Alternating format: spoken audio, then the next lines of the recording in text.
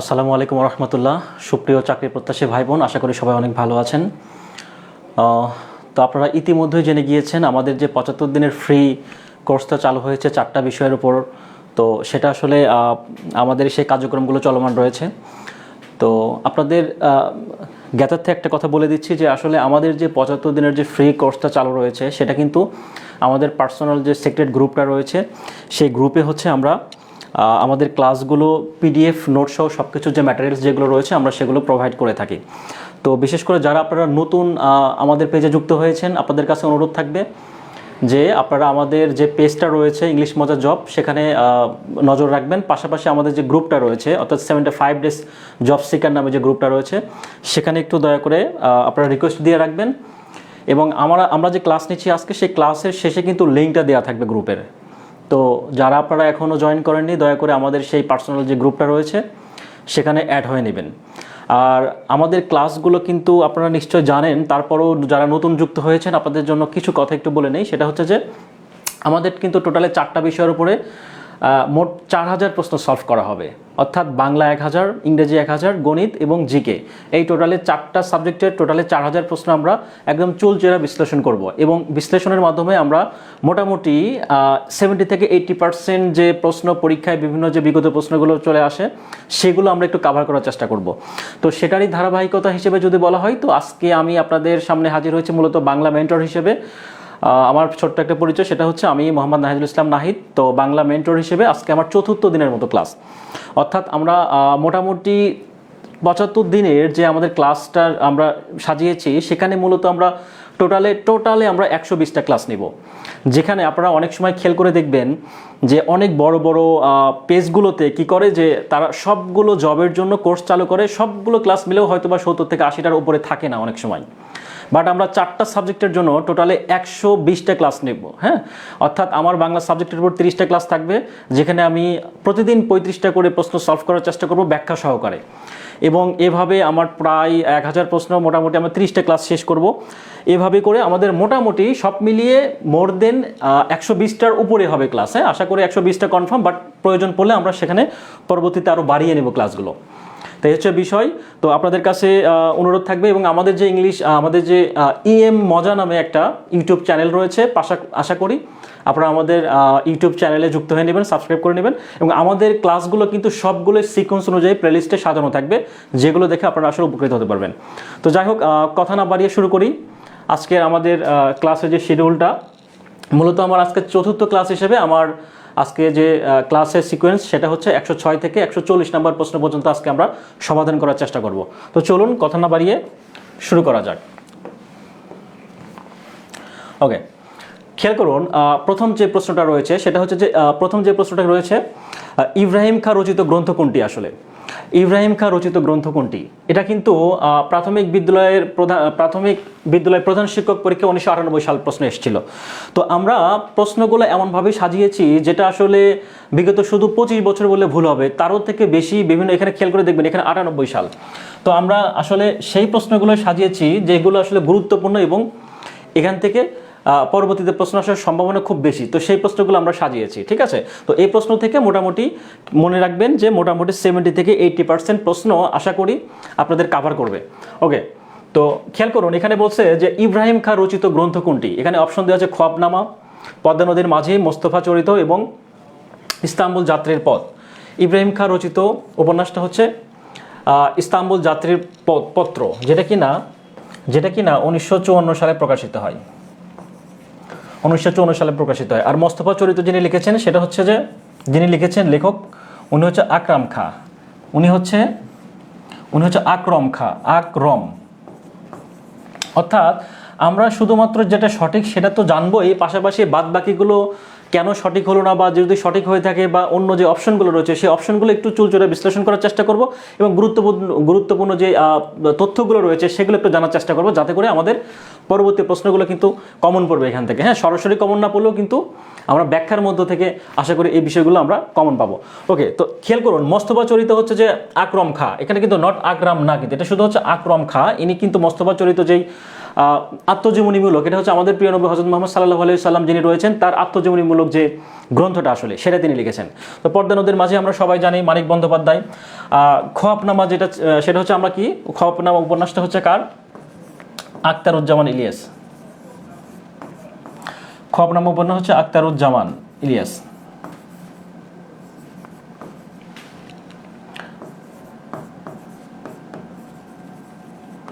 আচ্ছা, খোয়াবনামা হচ্ছে উপন্যাস লিখেছেন হচ্ছে আখতারুজ্জামান ইলিয়াস। তো ইব্রাহিম খাঁর কিন্তু আরও কিছু গুরুত্বপূর্ণ কয়েকটা ভ্রমণ কাহিনী রয়েছে, সেটা একটু আমরা জানবো। হ্যাঁ, ইব্রাহিম খাঁর ভ্রমণ কাহিনীর মধ্যে যেগুলো রয়েছে গুরুত্বপূর্ণ, সেটা হচ্ছে আমরা কিন্তু জানলাম ইস্তাম্বুল যাত্রীর পত্র, সেটাও কিন্তু একটা ভ্রমণ কাহিনী। তো এটা ছাড়া কিছু গুরুত্বপূর্ণ ভ্রমণ কাহিনী সম্পর্কে আমরা জানবো, সেটা হচ্ছে পাকিস্তানের পথে ঘাটে। পাকিস্তান, হ্যাঁ, পাকিস্তানের পথে ঘাটে, এটা কিন্তু ইব্রাহিম খাঁর কিন্তু একটা গুরুত্বপূর্ণ ভ্রমণ কাহিনী। তো আমরা যেগুলো গুরুত্বপূর্ণ সেগুলো একটু নেওয়ার চেষ্টা করব।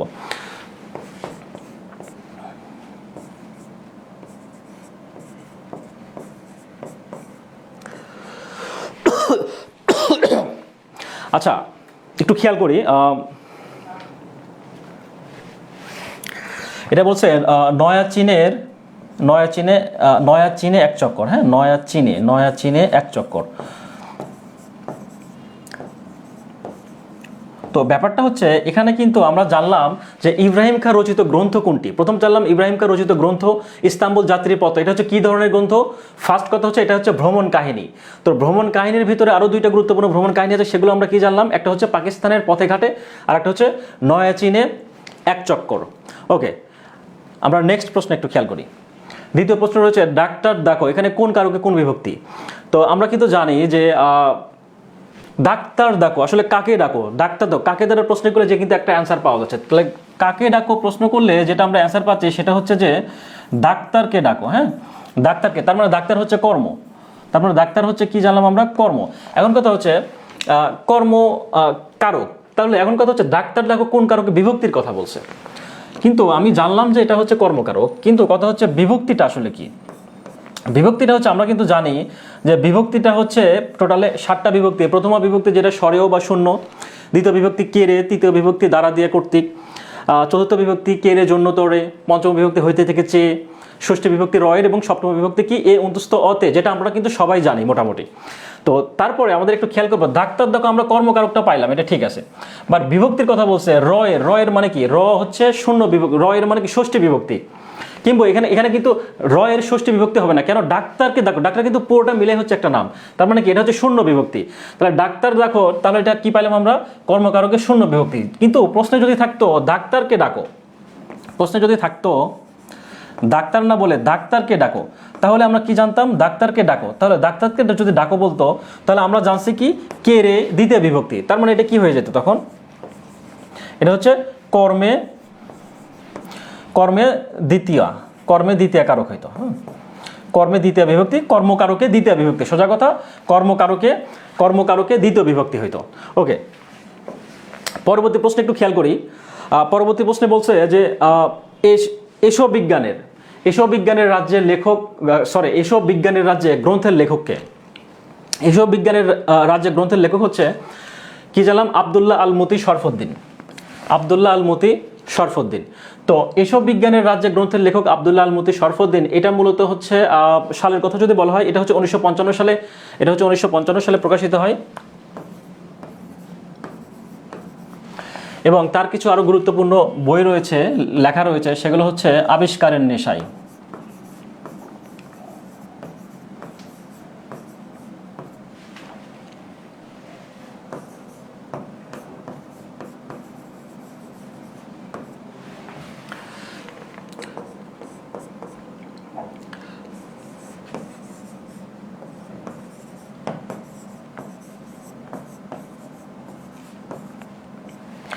আচ্ছা, আবিষ্কারের নেশায়, তারার দেশের হাতছানি, এবং হচ্ছে কি রসদ, আর একটা হচ্ছে কি আবিষ্কারের নেশায় এবং তারার দেশের হাতছানি। হ্যাঁ, তারার দেশের হাতছানি। তো দুইটা আমরা গুরুত্বপূর্ণ গ্রন্থ সম্পর্কে জানলাম। প্রথম কথা হচ্ছে এইসব বিজ্ঞানের রাজ্য গ্রন্থের লেখককে আমরা অ্যান্সার পেলাম আব্দুল্লাহ আল মুতি শরফুদ্দিন, যেটা কিনা 1955 সালে প্রকাশিত হয়েছে।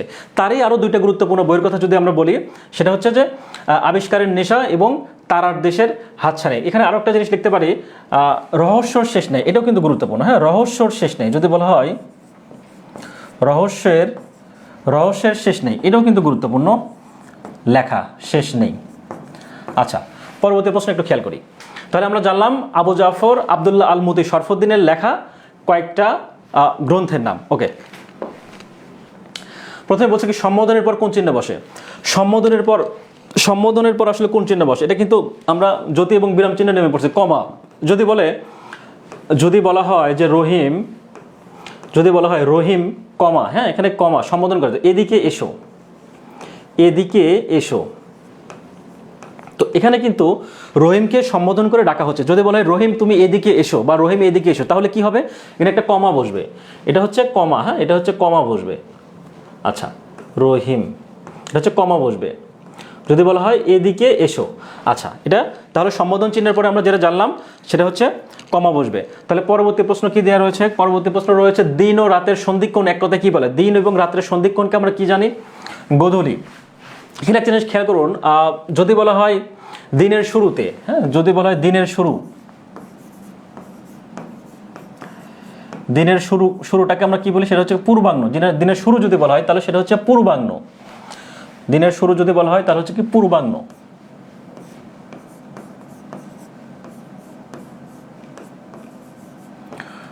পূর্বাহ্ন। বানানটা একটু খেয়াল করবো, দিনের শুরু, তাহলে দিনের যদি শুরুতে বলা হয় তাহলে সেটা হচ্ছে পূর্বাহ্ন। পূর্বাহ্ন বানানোর ক্ষেত্রে কিন্তু হয়ের নিচে মূর্ধন্য। আমরা কিন্তু অনেক সময় পূর্বাহ্ন বানানে একটু খেয়াল করি, এটা কিন্তু যদিও বানানের মধ্যে চলে আসে পূর্বাহ্ন, এই নিচে যে দন্তন্যটা দিলাম এটা কিন্তু আসলে দন্তন্য না। আমরা মনে করি কি পূর্বাহ্ন এবং মধ্যাহ্ন বানানোর ক্ষেত্রে একটু খেয়াল করি, মধ্যাহ্ন। আমরা অনেক সময় ভাবি যে আসলে পূর্বাহ্ন এবং মধ্য বানান, এটা কিন্তু বানানের নিয়মের মধ্যেও পরীক্ষা অনেক সময় আসে যে মধ্যাহ্ন বানান কি বা পূর্বাহ্ন বানানোর ক্ষেত্রে আসলে কোনটা সঠিক বা কোনটা ভুল। একটু খেয়াল করে এখানে যে নিচে যেই মূর্ধন্যটা আছে এটা কিন্তু মূর্ধন্য, হ্যাঁ এটা হচ্ছে মূর্ধন্য, এটা কিন্তু দন্তন্য না। আমরা কিন্তু অনেকে ভুল করি যে নিচে আছে তার মানে এটা মনে হয় দন্তন্য, আসলে এটা দন্তন্য না। নিচে যেটা থাকবে সেটা হচ্ছে মূর্ধন্য, আর উপরে যেটা থাকবে সেটা হচ্ছে মূর্ধন্য। তো পেটের সাথে যেটা সেটা হচ্ছে যে দন্তন্য, এটা হচ্ছে দন্তন্য। এটা একটু খেয়াল করবো আমরা, এটা কিন্তু আমরা অনেকেই হয়তো বা ভুল করি বা অনেক সময় আমাদের পরীক্ষা সেন্টারকে কনফিউশন তৈরি হয়। তো পূর্বাহ্ন বানানোর ক্ষেত্রে কি যেটা নিচে থাকবে সেটা হচ্ছে মূর্ধন্য, আর যেটা পিঠের কাছে থাকবে সেটা হচ্ছে দন্তন্য। তো যাই হোক, আমরা বানানের কাছে আজকে যাচ্ছি না, বানান সেটা আমরা অন্য দিন জানবো। তো একটু খেয়াল করুন, তো দিনের শুরু যদি হয় সেটা হচ্ছে পূর্বাহ্ন, আর যদি বলা হয় দিনের মাঝামাঝি সেটা হচ্ছে আমরা জানলাম মধ্যাহ্ন, আর যদি দিনের শেষে যদি বলা হয় সেটাকে আমরা জানবো হচ্ছে অপরাহ্ন। হ্যাঁ, দিনের শেষেরটা হচ্ছে কি জানবো, অপরাহ্ন। অপরাহ্ন বানানটা হচ্ছে কি অপরাহ্ন। তো অপরাহ্ন বানানোর ক্ষেত্রে কিন্তু পেটের ওখানে থাকবে, অর্থাৎ এটা হচ্ছে কি দন্তন্য, এটা হচ্ছে দন্তন্য, মধ্যন্য নয়, হ্যাঁ দন্তন্য।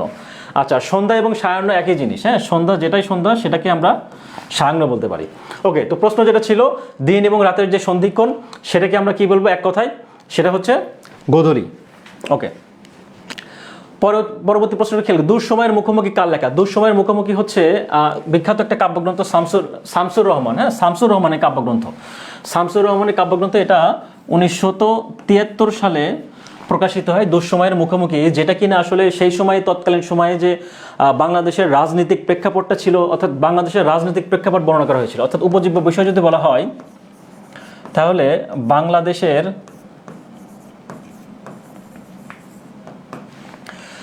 বাংলাদেশের রাজনৈতিক যে পট পরিবর্তন ছিল সেগুলো বর্ণনা করা হয়েছিল। রাজনৈতিক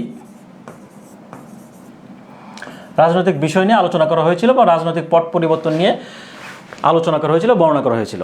ওকে, পরবর্তী প্রশ্নটা একটু খেয়াল করি, সে কোন পুরুষ। হ্যাঁ, সে যদি বলা হয় সে, তিনি, তারপর যদি বলা হয় ইনি, বা যদি বলা হয় উনি, হ্যাঁ তো এগুলো কিন্তু সবগুলো কি এ বা ওইগুলো সবগুলো হচ্ছে কি নাম পুরুষ। সে কোন পুরুষ, এগুলো হচ্ছে অ্যান্সার হচ্ছে নাম পুরুষ। ওকে, পরবর্তী প্রশ্ন একটু খেয়াল করি যে বাংলা উপন্যাস সাহিত্যে মজিদ চরিত্রটি কোন লেখকের সৃষ্টি। মজিদ কিন্তু সৈয়দ ওয়ালিউল্লাহর কিন্তু একটা বিখ্যাত লাল সালু উপন্যাসের কিন্তু একটা বিখ্যাত প্রধান চরিত্র, বিখ্যাত উপন্যাস লাল সালু, এটা হচ্ছে লাল সালু উপন্যাসের প্রধান চরিত্র ছিল হচ্ছে কে? মজিদ। তাহলে আমরা কি জানলাম? বাংলা উপন্যাস সাহিত্যে মজিদ চরিত্র কোন লেখকের সৃষ্টি? সৈয়দ ওয়ালিউল্লাহ। সৈয়দ ওয়ালিউল্লাহ যে গল্পটি লিখেছেন, উপন্যাসটি লিখেছেন, তার নাম হচ্ছে কি? লাল সালু। লাল সালু। তো লাল সালু উপন্যাসে একটা প্রধান চরিত্র যেটা রয়েছে সেটা হচ্ছে মজিদ। ওকে, পরবর্তী প্রশ্ন একটু খেয়াল করি। কাকনিদ্রা শব্দটির অর্থ কি? কাকনিদ্রা, এটার অর্থ হচ্ছে যে অগভীর সতর্ক নিদ্রা। অগভীর সতর্ক নিদ্রা, এগুলো একটু মুখস্থ করার বিষয়। হ্যাঁ, যেগুলো মুখস্থ করার বিষয় বা মেমোরাইজিং এর বিষয়, সেই বিষয়গুলো আপনারা আসলে বোঝার আসলে কিছু নাই। হ্যাঁ, আপনারা একটু কষ্ট করে ওগুলো একটু মুখস্থ করে নেবেন নিজেদের মতো করে। কিন্তু আমি প্রশ্নগুলো রেখেছি এই কারণে, যাতে করে আপনাদের পরীক্ষার জন্য সব কিছুই, অর্থাৎ মুখস্থ বেস বলি, গ্রামাটিক্যাল বেস বলি আর সাহিত্য বেস বলি, সবগুলো কিন্তু আমরা সমন্বয় করে তৈরি করেছি, যাতে করে আমাদের পূর্ণাঙ্গ একটা প্রস্তুতিতে সহায়ক ভূমিকা পালন করে। এটা হচ্ছে বিষয়। তো খেয়াল করুন, দেয়াল রচনাটি আসলে কার? দেয়াল নামে কিন্তু দুইটা রচনা রয়েছে বা দুইটা উপন্যাস রয়েছে, দুইজন লেখকের। একটা হচ্ছে, প্রথম খেয়াল করুন, দেয়াল রচনাটি কার? এটা এখানে বলছে হুমায়ুন আহমেদের। দেয়াল রচনাটি হচ্ছে হুমায়ুন আহমেদের একটা উপন্যাস, হুমায়ুন আহমেদের উপন্যাস, যেটা কিনা হুমায়ুন আহমেদের শেষ উপন্যাস। এটা 2013 সালে প্রকাশিত হয়। 2013 সালে অন্যদিন নামে একটা পত্রিকা ছিল, সেই অন্যদিন পত্রিকায় প্রকাশিত হয় 2013 সালে হুমায়ুন আহমেদের দেয়াল পত্রিকাটি, দেয়াল উপন্যাসটি। এবং এই দেয়াল নামে কিন্তু আবু জাফর শামসুদ্দিন, দেয়াল নামে কিন্তু আরেকজনের উপন্যাস রয়েছে, তার নাম হচ্ছে আবু জাফর শামসুদ্দিন।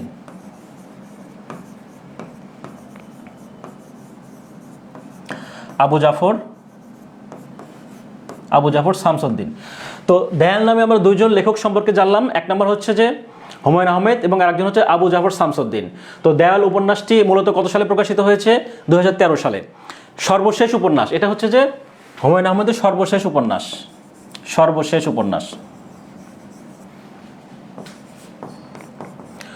হুমায়ুন আহমেদের হচ্ছে সর্বশেষ উপন্যাস। হ্যাঁ, হুমায়ুন আহমেদের সর্বশেষ উপন্যাস। তো দেয়াল উপন্যাসটা আসলে মূলত কি ছিল? দেয়াল উপন্যাসটা হচ্ছে যে বাংলাদেশের যে রাজনৈতিক প্রেক্ষাপট, সেম একই রকম অনেকটা। বাংলাদেশের যে রাজনৈতিক প্রেক্ষাপটের বিভিন্ন যে অসঙ্গতিগুলো রয়েছে, সেই অসঙ্গতিগুলো কি করেছেন? দেয়াল উপন্যাসটাতে হুমায়ুন আহমেদ সুন্দরভাবে ফুটিয়ে তোলার চেষ্টা করেছেন, বা তিনি বাংলাদেশের রাজনৈতিক প্রেক্ষাপটগুলো তার উপন্যাসে প্রকাশিত করেছেন, যা বর্ণনা করেছেন। ওকে, কোনটি শুদ্ধ বানান? একটু খেয়াল করুন, শুদ্ধ বানানের ক্ষেত্রে কিন্তু দুইটা বিষয় লক্ষণীয়, একটা হচ্ছে দয়ে দীর্ঘকার আর একটা হচ্ছে দয়ে হ্রস্বকার। আসলে কোথায় দীর্ঘ হবে আর কোথায় হ্রস্ব হবে একটু খেয়াল করি। হ্যাঁ, দীর্ঘ একটা, হ্রস্বকার একটা। তো ব্যাপারটা হচ্ছে, যদি দূর সম্পর্কে কোনো কিছু বোঝায়, অর্থাৎ দূরে বোঝায়, দূরে যেমন দূরত্ব বোঝায় বা দুর্বীক্ষণ, বা যদি বলে দূরদৃষ্টি, একটু খেয়াল করুন, যদি দূরত্ব বোঝায়, দূরত্ব বোঝানোর ক্ষেত্রে দীর্ঘ হবে, দূরত্ব বানানোর ক্ষেত্রে দীর্ঘ। বা যদি বলা হয় দুর্বীক্ষণ, হ্যাঁ, দুর্বীক্ষণের ক্ষেত্রে কিন্তু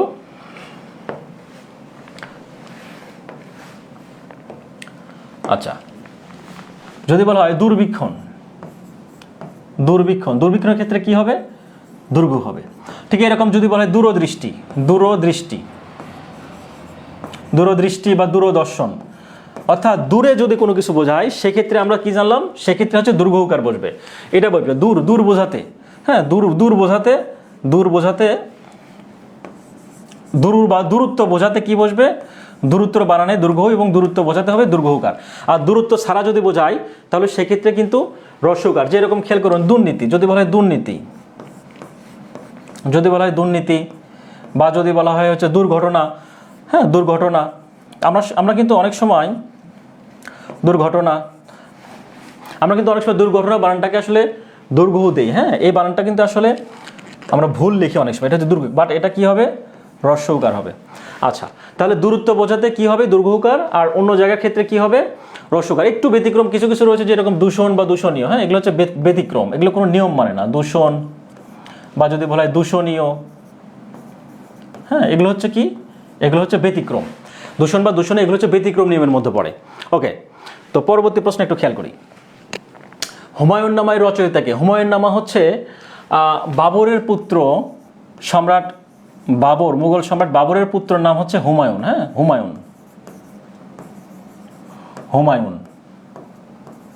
তো হুমায়ুন এবং বাবরের কন্যা যিনি রয়েছেন, তার নাম হচ্ছে গুল বদন। গুলবদন। হ্যাঁ, তো হুমায়ুন নামা এর রচয়িতা যিনি, অর্থাৎ হুমায়ুন নামা হচ্ছে কি, হুমায়ুনের নামের সাথে কিন্তু অনেকটা মিল রয়েছে। হুমায়ুন নামা লিখেছেন কে? হুমায়ুনের হচ্ছে বোন গুলবদন। বাবরের পুত্র হুমায়ুন, অর্থাৎ হুমায়ুনের বোন। হ্যাঁ, হুমায়ুনের কিন্তু বোন ইনি। হ্যাঁ, হুমায়ুনের বোন, হুমায়ুনের হচ্ছে বোন। বোনকে, হুমায়ুনের বোন হচ্ছে গুলবদন। তিনি কিন্তু কি করেছেন, হুমায়ুন নামার রচয়িতা করেছেন, যেটা কিনা আসলে ফরাসি ভাষায় রচয়িতা করা হয়। হ্যাঁ, ফরাসি। এবং ফরাসি ভাষায় রচনা করা হয়। এবং হুমায়ুনের যে জীবনী বা তার সম্পর্কে যে ইতিহাস গ্রন্থ, আমরা যেটাই বলবো ইতিহাস গ্রন্থ, হুমায়ুন নামার হচ্ছে মূলত ইতিহাস গ্রন্থ। এটা কিন্তু লন্ডনের একটা বিখ্যাত মিউজিয়াম, হ্যাঁ, লন্ডনের একটা মিউজিয়ামে কিন্তু এই বইটা সংরক্ষিত রয়েছে। মিউজিয়ামে বইটা সংরক্ষিত রয়েছে। আর এটা হচ্ছে যে মূলত ফার্সি ভাষায় লেখা। হ্যাঁ, ফার্সি ভাষায় লেখা। এটা ফার্সি ভাষায় লেখা। ওকে, পরবর্তী প্রশ্ন একটু খেয়াল করি। ইচ্ছা বিশেষ্য, বিশেষ্য মানে হচ্ছে কি জানলাম, বিশেষ্য মানে হচ্ছে নাউন। তো ইচ্ছা নাউনের যদি বলছে বিশেষণ কি, অর্থাৎ অ্যাডজেক্টিভ কি, অর্থাৎ ইচ্ছার অ্যাডজেক্টিভের কথা বলা হয়েছে। ইচ্ছা অ্যাডজেক্টিভ যদি বলা হয় তাহলে এটা অ্যান্সার হচ্ছে ঐচ্ছিক। ওকে, পরবর্তী প্রশ্ন, কুশিতজীবী বলতে বোঝায় সুদখোর। হ্যাঁ, এগুলো আসলে মুখস্থ করার বিষয়, জাস্ট একটু মুখস্থ করে নেবেন। এগুলো অ্যান্সার হচ্ছে সুদখোর। আচ্ছা, জেলে জীবন কেন্দ্রিক উপন্যাস কোনটি? জেলে জীবন কেন্দ্রিক উপন্যাস হচ্ছে কোনটি? জেলে জীবন কেন্দ্রিক, হ্যাঁ, এটা হচ্ছে গঙ্গা। গঙ্গাটা সমরেশ বসু, গঙ্গা উপন্যাসটা লিখেছেন হচ্ছে সমরেশ বসু। হ্যাঁ, সমরেশ বসু গঙ্গা উপন্যাসটি লিখেছে সমরেশ বসু। এটা হচ্ছে 1957 সালে। 1957 সালে সমরেশ বসু কী করেছেন, গঙ্গা উপন্যাসটি লিখেছেন।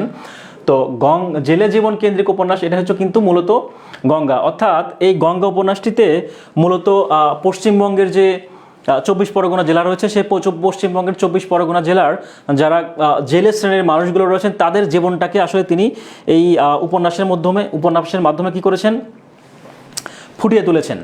এবং এই গঙ্গা উপন্যাসটা কিন্তু তিনি একজনকে উৎসর্গ করেছিলেন। হ্যাঁ, সেটা হচ্ছে তারাশঙ্কর বন্দ্যোপাধ্যায়।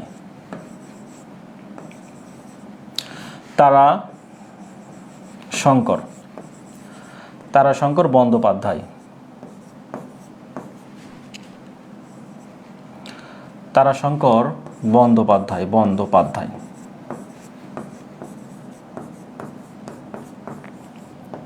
তাহলে আমরা কয়েকটা তথ্য জানলাম, একটু খেয়াল করুন। জেলে জীবন কেন্দ্রিক উপন্যাস কোনটি? প্রথম কথা হচ্ছে জেলে জীবন কেন্দ্রিক উপন্যাস কোনটি, অ্যান্সার হচ্ছে যে গঙ্গা উপন্যাসটি কে লিখেছেন? গঙ্গা উপন্যাসটি লিখেছেন সমরেশ বসু। তো সমরেশ বসু সম্পর্কে যদি আরও কিছু তথ্য পাওয়া যায়, সেটা হচ্ছে যে এটা কি বলেছি আমরা, এটা আসলে মূলত উপজীব্য বিষয়টি কি বা হচ্ছে কাদেরকে নিয়ে আসলে মূলত এই গঙ্গা উপন্যাসটি লেখা হয়েছিল, সেটা হচ্ছে যে জেলেদের জীবন কাহিনী, অর্থাৎ পশ্চিমবঙ্গের 24 পরগনা জেলার যে জেলে শ্রেণীর মানুষগুলো ছিল তাদেরকে নিয়ে কিন্তু সমরেশ বসু তার এই উপন্যাসটি লিখেছিলেন।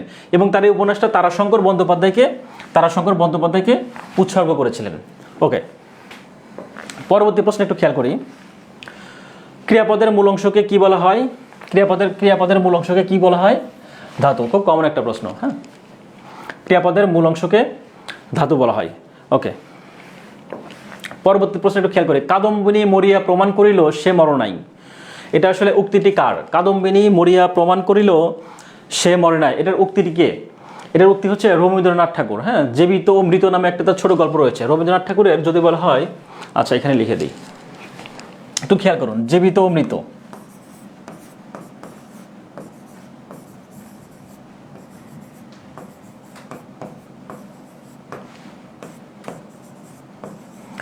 এটা কিন্তু তার ছোট গল্প।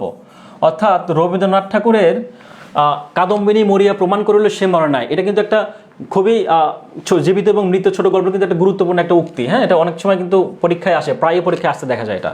এই উক্তিটি কে করেছেন? এই উক্তিটি হচ্ছে রবীন্দ্রনাথ ঠাকুরের ছোট গল্পে। ওকে,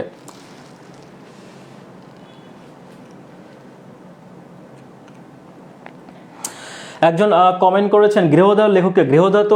গৃহদার লেখক হচ্ছে শরৎচন্দ্র চট্টোপাধ্যায়। হ্যাঁ, একজন কমেন্ট করেছেন গৃহদা। হ্যাঁ, গৃহদাহ হচ্ছে শরৎচন্দ্র চট্টোপাধ্যায়ের উপন্যাস, শরৎচন্দ্র চট্টোপাধ্যায়ের। হ্যাঁ, আচ্ছা, আপনাদের কোনো প্রশ্ন থাকলে করতে পারেন। হ্যাঁ, গৃহোদয় লেখক কে? ওকে, শরৎচন্দ্র চট্টোপাধ্যায়। ওকে,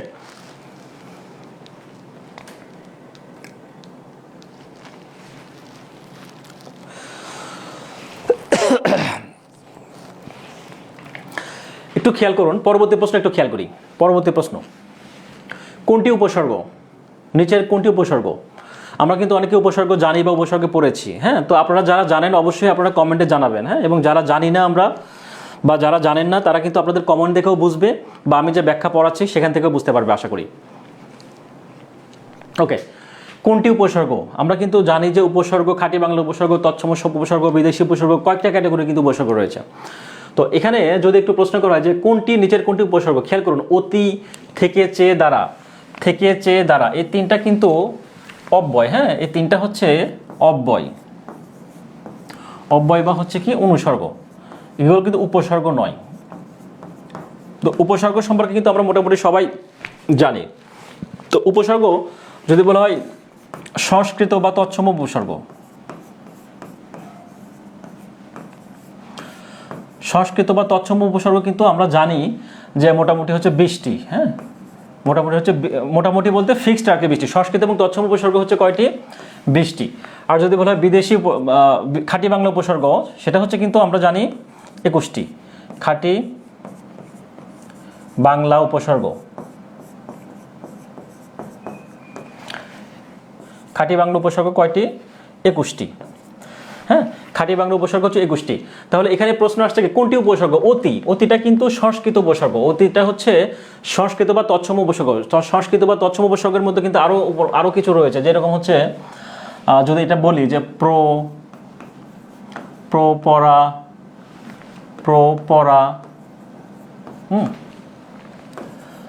তারপর অতি, উপি, অভি, তো এইরকম করে কিন্তু টোটালে আপনারা সেগুলো জানেন, হ্যাঁ। আমি লিখলাম না সবগুলো। তো এটা হচ্ছে টোটালে সংস্কৃত বা তৎসম উপসর্গ হচ্ছে যে 20টা। আর খাঁটি বাংলা উপসর্গের মধ্যে আমরা যে 21টা জানি তার মধ্যে কিন্তু কিছু গুরুত্বপূর্ণ আছে। আমরা সবি, নি, ইতি, পাতি, হ্যাঁ। তো এই বিষয়গুলো কিন্তু আপনারা জানেন সবাই মোটামুটি। ওকে, তো এগুলো হচ্ছে খাঁটি বাংলা উপসর্গ। আর সংস্কৃত বা তৎসম উপসর্গ হচ্ছে 20টি এবং খাঁটি বাংলা উপসর্গ হচ্ছে কয়টি? 21টি।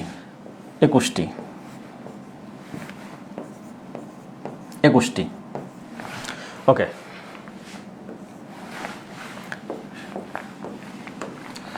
আচ্ছা, একটু পরবর্তী প্রশ্ন একটু খেয়াল করি।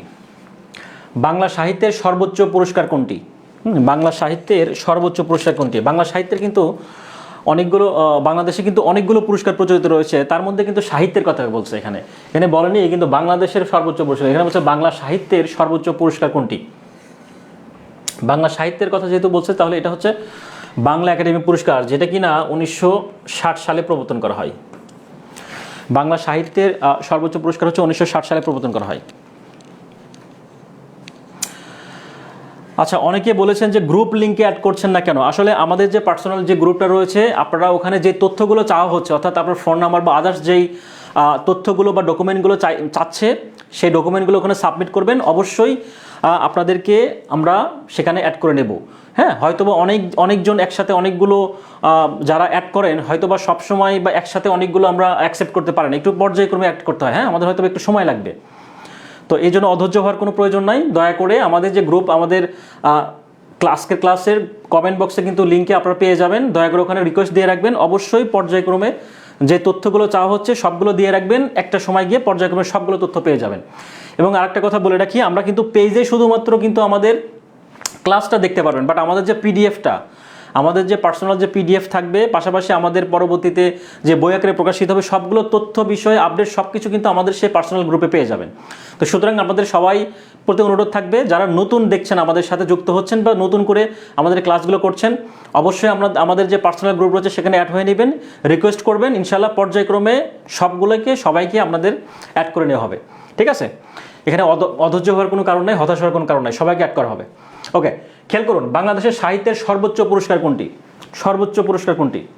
ওকে, সর্বোচ্চ পুরস্কার হচ্ছে বাংলা একাডেমি পুরস্কার, যেটা কিনা 1960 সালে প্রবর্তন করা হয়। আর 21শে পদকের কথা যদি বলা হয়, 21শে পদক হচ্ছে 1976 সালে, 1976 সালে প্রবর্তন করা হয়। হ্যাঁ, 1976 সালে। এটার প্রবর্তন কে করেন? এটার প্রবর্তন করা হচ্ছে শহীদ রাষ্ট্রপতি জিয়াউর রহমান। হ্যাঁ, শহীদ রাষ্ট্রপতি জিয়াউর রহমান ছিলেন। জিয়াউর রহমান, হ্যাঁ, শহীদ রাষ্ট্রপতি জিয়াউর রহমান ছিলেন।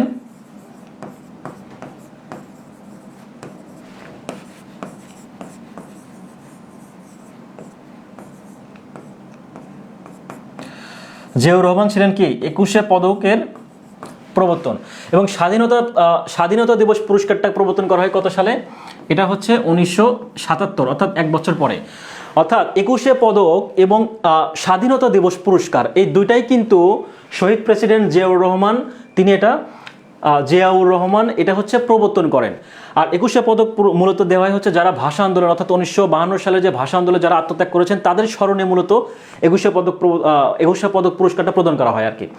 আর স্বাধীনতা পুরস্কার সেম একই রকম, মুক্তিযুদ্ধের সময় যারা আত্মত্যাগ করেছেন, যারা শহীদ হয়েছেন তাদের স্মরণে মুক্তিযুদ্ধ কেন্দ্রিক যে বিষয়টা রয়েছে, তো স্বাধীনতা দিবসটা আসলে মুক্তিযোদ্ধাকে কেন্দ্র করে পুরস্কার দেওয়া হয়।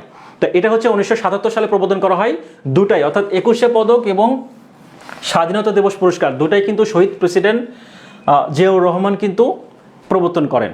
ওকে, আর বাংলা একাডেমি পুরস্কার আমরা জানলাম 1960 সালে। আর শিশু একাডেমি পুরস্কার সেটা কিন্তু 1989 সালে প্রবর্তন করা হয়। 1989 সালে প্রবর্তন করা হয়।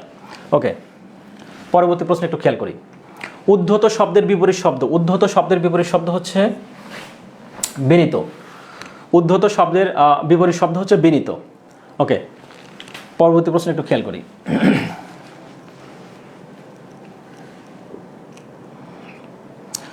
আচ্ছা, সবাই একটা প্রশ্ন জিজ্ঞেস করছেন যে আসলে পার্সোনাল গ্রুপে, আমি বারবার একটা কথা বলি, যারা আপনারা নতুন আসছেন হয়তো বা অনেকে আপনারা বুঝতে পারছেন না, আমাদের যে গ্রুপটা রয়েছে সবাইকে আপনারা সবাই রিকোয়েস্ট পাঠিয়ে দিবেন, সময় মতো আপনাদেরকে অ্যাড করে নেওয়া হবে। ঠিক আছে, যে তথ্যগুলো যেগুলো চাওয়া হচ্ছে শুধু সেগুলোতে একটু সাবমিট করে রাখবেন।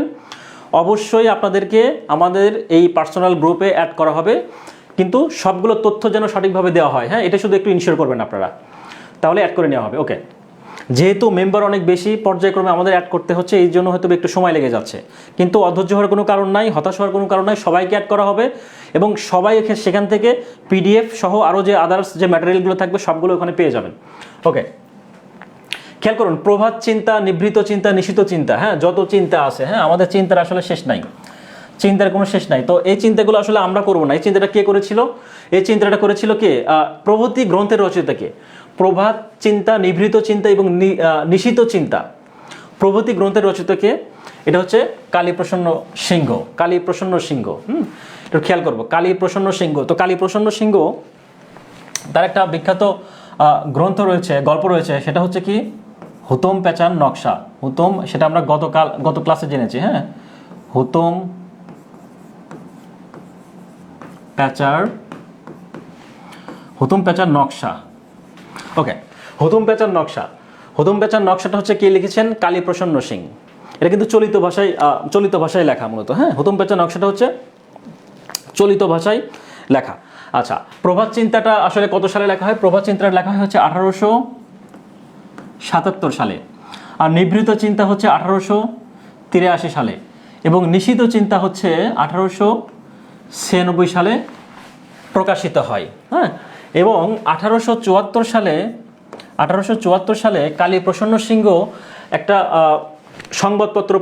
সংবাদপত্র কি করেছিলেন? সম্পাদনা করেছিলেন। সেই সংবাদপত্রের নাম হচ্ছে বান্ধব। আমরা বলি না অনেক সময় যে বন্ধু বান্ধব, সেই বান্ধব। এখানে বন্ধুটা হবে না, শুধু বান্ধব হবে। হ্যাঁ, বান্ধব।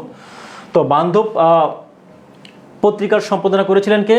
কালীপ্রসন্ন সিংহ। তা কালীপ্রসন্ন সিংহ 1874 সালে বান্ধব পত্রিকার সম্পাদনা করেছিলেন এবং তিনি কালীপ্রসন্ন সিংহ হুতুম প্যাঁচার যে নকশা, এটা কিন্তু 1862 সালে, এটা হচ্ছে 1862 সালে প্রকাশিত হয়েছিল, চলিত ভাষায় যেটা লেখা আর কি।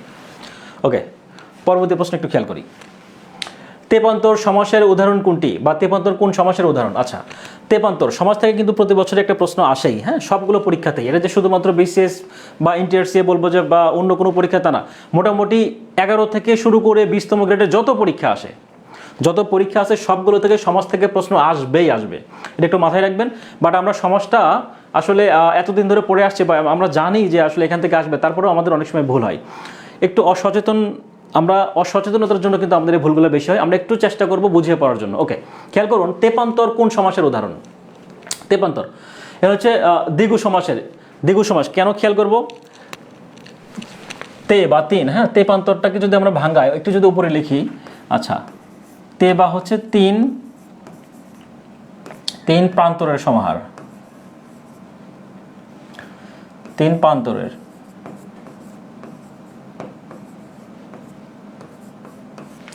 তিন হচ্ছে প্রান্তরের সমাহার, হ্যাঁ, তিন প্রান্তরের সমাহার, সেটা হচ্ছে তেপান্তর। এখন কথা হচ্ছে যে আমরা জানি যে যদি কোনো সংখ্যা থাকে, যদি সংখ্যা থাকে, একটু নিয়ম খেয়াল করি, এটা হচ্ছে দ্বিগু সমাস। দ্বিগু সমাসটা আমরা কিভাবে চিহ্নিত করব একটু খেয়াল করি। দ্বিগু সমাস যদি বলা হয় দ্বিগু সমাস, দ্বিগু সমাসটা আসলে চিনব কিভাবে, এটা একটু মাথায় রাখবো। দ্বিগু সমাসের আগে অবশ্যই একটা কি থাকবে? সংখ্যা থাকবে, সংখ্যা। দ্বিগু সমাসের ক্ষেত্রে অবশ্যই একটা সংখ্যা থাকবে এবং কি থাকবে? নাউন বোঝাবে বা বিশেষ্য বোঝাবে। নাউন বা কি? বিশেষ্য, বিশেষ্য, নাউন বা বিশেষ্য বোঝাবে।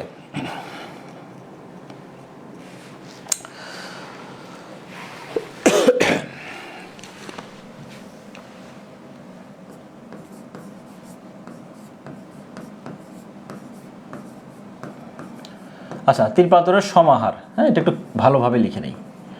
আচ্ছা, তে বা তিন প্রান্তরের সমাহার, একটু খেয়াল করুন, এখানে তে বলতে তিন, তিন মানে কি? একটা সংখ্যা পেয়েছি আমরা, একটা সংখ্যা থাকবে এবং একটা কি থাকবে? বিশেষ্য থাকবে বা নাউন থাকবে, এবং যেটা বোঝাচ্ছে সেটাই বোঝাবে। কীরকম একটু খেয়াল করি, যদি আমরা উদাহরণ দিই কয়েকটা, যদি আমরা এটা বলি, যদি বলি ত্রিফলা, ত্রিফলা, বা যদি বলা হয় চৌরাস্তা, চৌরাস্তা, চৌরাস্তা, বা যদি বলা হয় ত্রিফলা, চৌরাস্তা। আচ্ছা, এই পাশে যদি বলি পঞ্চগড়, হ্যাঁ,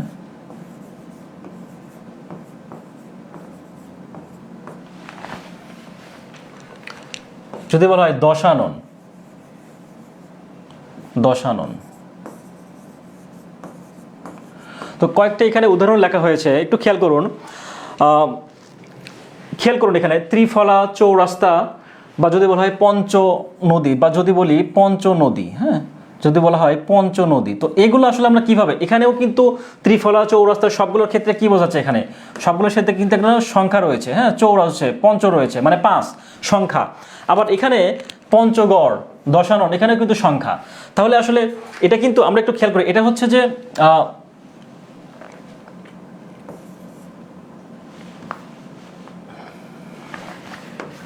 একটু খেয়াল করি, পঞ্চগড়, হ্যাঁ, পঞ্চগড়। আচ্ছা, আচ্ছা, এটা একটু পরে আসি। তো পঞ্চগড় এটা হচ্ছে সংখ্যাবাচক বহুব্রী, একটা হচ্ছে সংখ্যাবাচক বহুব্রী আর একটা হচ্ছে দ্বিগু সমাস। তো আমরা যদি এটাকে সংখ্যাবাচক যদি চিন্তা করি, সংখ্যাবাচক বহুব্রী যদি বলি, সংখ্যাবাচক, হ্যাঁ, সংখ্যাবাচক বহুব্রী।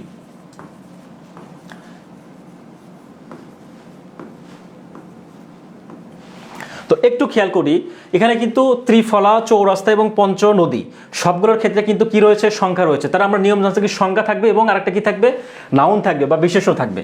তাহলে বিশেষ্য যদি থাকে, সংখ্যার শেষে যদি বিশেষ্য থাকে, তাহলে সেটা কিন্তু ফলা, হ্যাঁ, তারপর রাস্তা, তারপর কি নদী, এগুলো হচ্ছে নাউন। একই সাথে নাউন শুধু বললে হবে না, অর্থাৎ আমরা ত্রিফলা, চৌরাস্তা, পঞ্চনদী এগুলো দ্বারা যদি শুধুমাত্র ওই শব্দটাকেই বোঝাই, ওই অর্থই মিনিং করে। কীরকম? ত্রিফলা মানে কি? তিনটা ফল, তিনটা ফল হচ্ছে কি? আমলক্ষী, ঔষধি গাছ, অর্থাৎ আমলক্ষী, হরিতকি এবং বহেরা। তাহলে কি আমলক্ষী? আচ্ছা, এগুলো না লিখি, হ্যাঁ, একটু একটু একটু বোঝার চেষ্টা করুন, খেয়াল করুন। ত্রিফলা, ত্রিফলাটা হচ্ছে তিনটা ঔষধি গাছ, যেরকম কি রয়েছে? আমলক্ষী, বহেরা এবং হরিতকি।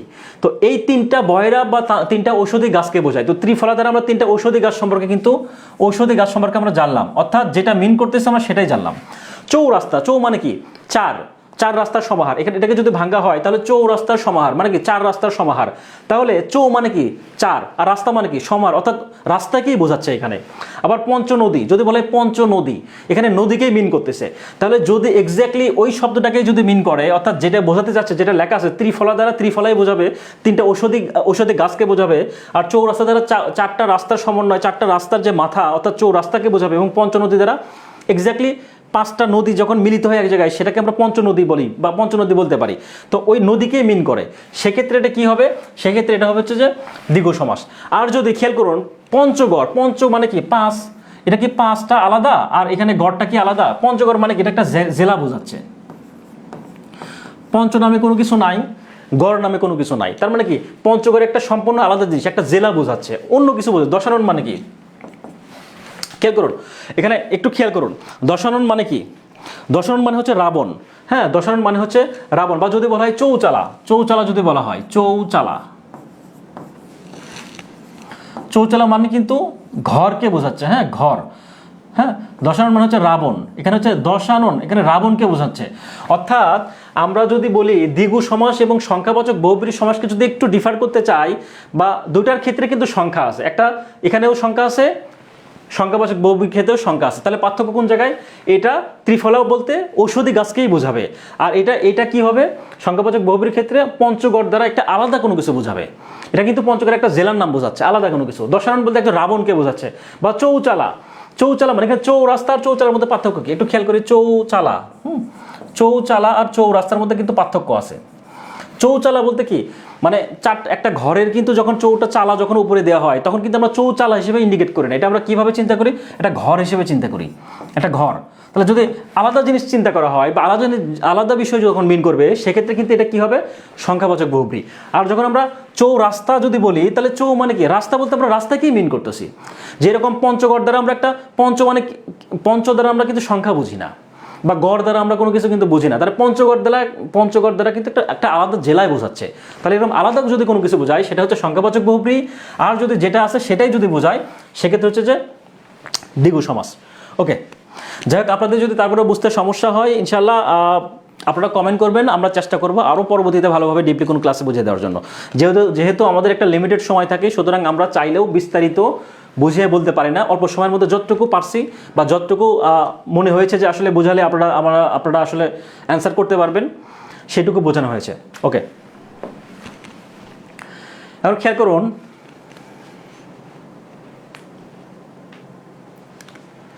আচ্ছা একটু খেয়াল করুন, রানার কবিতাটির রচয়িতাকে?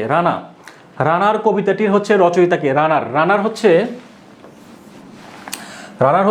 সুকান্ত ভট্টাচার্যের খুবই গুরুত্বপূর্ণ এবং কি বলবো আসলে জনপ্রিয় একটা কবিতা।